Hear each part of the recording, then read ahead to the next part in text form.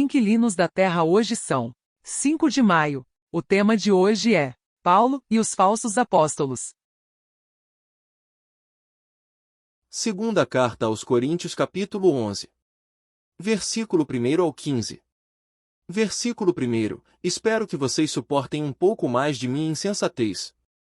Por favor, continuem a ser pacientes comigo. Versículo 2. Pois o cuidado que tenho com vocês vem do próprio Deus. Eu os prometi como noiva a um único marido, Cristo. Versículo 3. No entanto, temo que sua devoção pura e completa a Cristo seja corrompida de algum modo, como Eva foi enganada pela astúcia da serpente.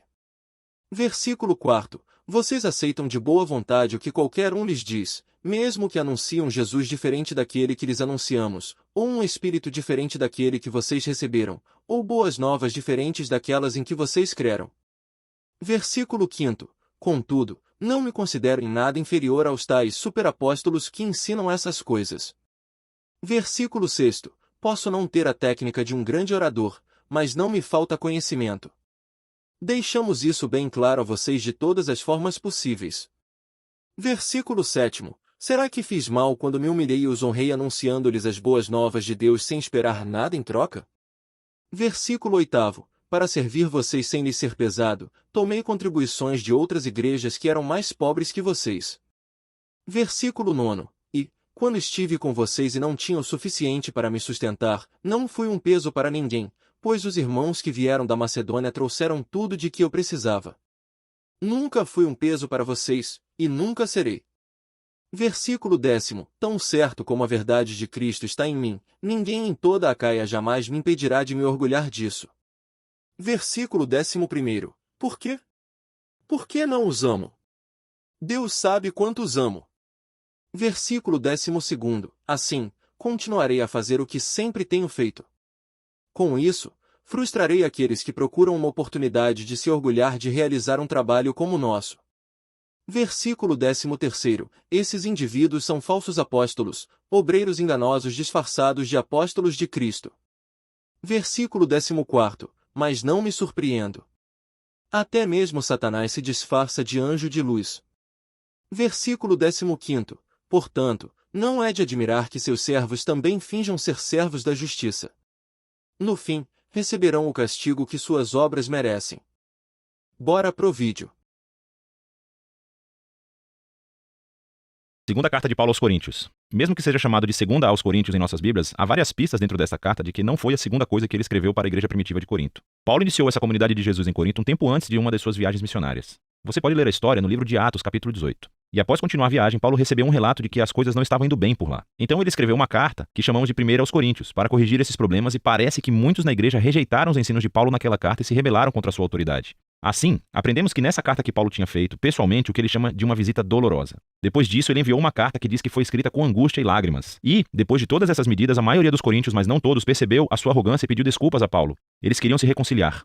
Então Paulo escreveu essa carta para assegurar-lhes do seu amor e compromisso com eles. A carta foi projetada com 3 seções principais, cada uma abordando um tópico distinto. Paulo primeiro finaliza sua reconciliação com os coríntios. Depois, nos capítulos 8 e 9, ele aborda o tema da generosidade esquecida. E nos capítulos finais, Paulo desafia os coríntios restantes, aqueles que ainda o rejeitam. Vamos nos aprofundar e ver como tudo funciona.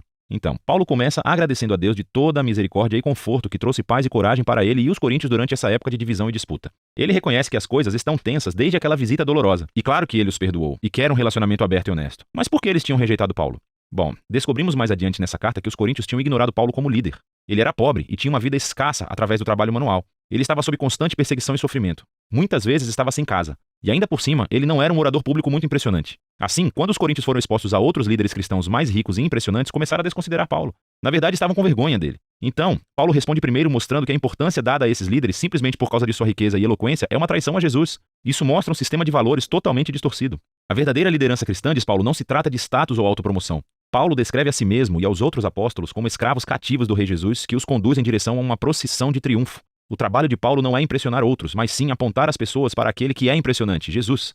Então ele alude a uma exigência recente dos coríntios querendo que ele fornecesse algumas cartas de recomendação para provar a sua autoridade e credenciais. E isso é ridículo para Paulo. A igreja em Corinto nem existia se ele não a tivesse começado. É por isso que ele diz que eles próprios são a sua prova de liderança genuína, eles são a sua carta de recomendação. Ele inteligentemente cita os profetas Jeremias e Ezequiel, dizendo que o Espírito de Deus escreveu a sua carta de recomendação nos seus corações, como seu povo da nova aliança. Os coríntios não deveriam precisar de mais provas além dessa. Quanto à menção à nova aliança, isso leva Paulo a uma longa comparação entre a antiga aliança entre Deus e Israel, mediada por Moisés, e a nova aliança entre Deus e os coríntios, mediada por Jesus Cristo e pelo Espírito. A antiga aliança, feita no Monte Sinai, foi verdadeiramente gloriosa. Ela fez o próprio Moisés brilhar com a glória de Deus, mas essa glória acabou por desaparecer. Sem mencionar o fato de que as leis dessa aliança foram ineficazes na verdadeira transformação de Israel.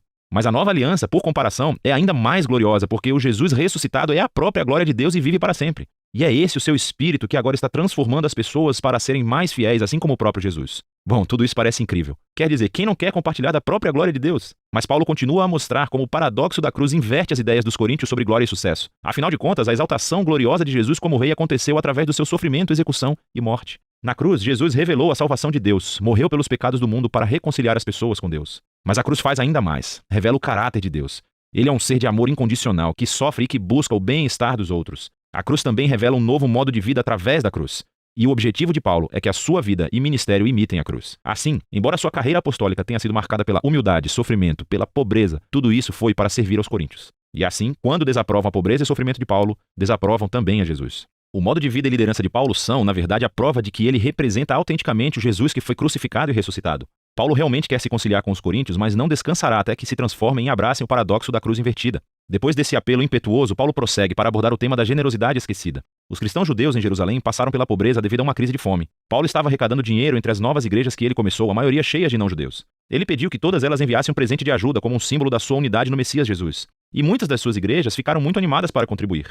Mas os coríntios, no meio de todo esse conflito com Paulo, não haviam poupado para o presente. E para Paulo, isso não é só sobre dinheiro, é um sinal de que os coríntios não foram transformados pelo evangelho de Jesus, que na sua essência é uma história de generosidade. Paulo diz: você conhece a generosa graça do Senhor Jesus, o Messias, que embora fosse rico por sua causa, se tornou pobre, para que através de sua pobreza você pudesse se tornar rico. Ele conta a história do evangelho através de metáforas financeiras. E ele se rebaixou para morrer como um escravo pobre, para que outras pessoas arruinadas pelo pecado e pela morte pudessem ser exaltadas e se tornassem ricas por meio da graça de Deus. Ser um cristão é permitir que essa história entre profundamente em sua mente e em seu coração, e é deixar que ela o transforme em alguém mais generoso, mais disposto a partilhar a sua vida e os seus recursos para auxiliar o próximo. Na seção final da carta, Paulo chama a atenção à principal fonte de seu conflito com os coríntios, aquele espantoso grupo de líderes que ele, de maneira sarcástica, denomina de superapóstolos. Então, eles vieram a Corinto, se autopromovendo e falando mal de Paulo, minando-o como um líder pobre sem qualquer sucesso. E correndo o risco de soar como uma pessoa que deseja se autopromover, Paulo disse: esses caras realmente desejam comparar qualificações? Ele não tem medo de enfrentá-los. Eles são especialistas na Bíblia judaica? Bem, Paulo também é. Ele era um fariseu, pelo amor de Deus.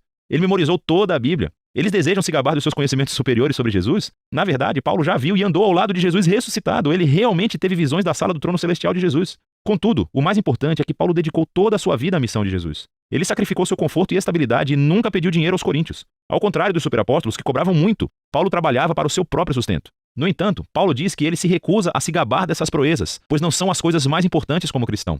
Em vez disso, ele irá se gabar de como ele é fraco e falho, pois são nessas imperfeições que ele descobre o amor e a misericórdia de Deus. Ou como Jesus disse a Paulo uma vez: a minha graça é suficiente para você, pois o meu poder se aperfeiçoa na fraqueza. Paulo conclui a carta com um sóbrio aviso aos coríntios. Eles precisam examinar as suas atitudes e o seu desprezo por Paulo, pelo modo de vida dele e o amor deles por esses superapóstolos. Tudo isso demonstra que eles não compreenderam a essência de quem Jesus é. Eles não vivem como seguidores transformados de Jesus, e por isso Paulo os convida mais uma vez a serem humildes diante do amor de Jesus. A segunda carta aos Coríntios nos dá uma perspectiva sobre a vida de Paulo e sobre o paradoxo que a cruz de Jesus estabelece perante nós. A cruz desafia os nossos valores, as nossas maneiras de ver o mundo. Nós valorizamos o sucesso, a educação, a riqueza, mas Deus valoriza a humildade e a fraqueza, pois o seu amor e poder ficaram conhecidos através do sofrimento, da morte e ressurreição de Jesus. A cruz também desencadeia o poder transformador e a presença do Espírito para capacitar os seguidores de Jesus a assumirem um modo de vida cruciforme e torná-lo o seu próprio. E é de tudo isso que se trata a segunda carta aos Coríntios.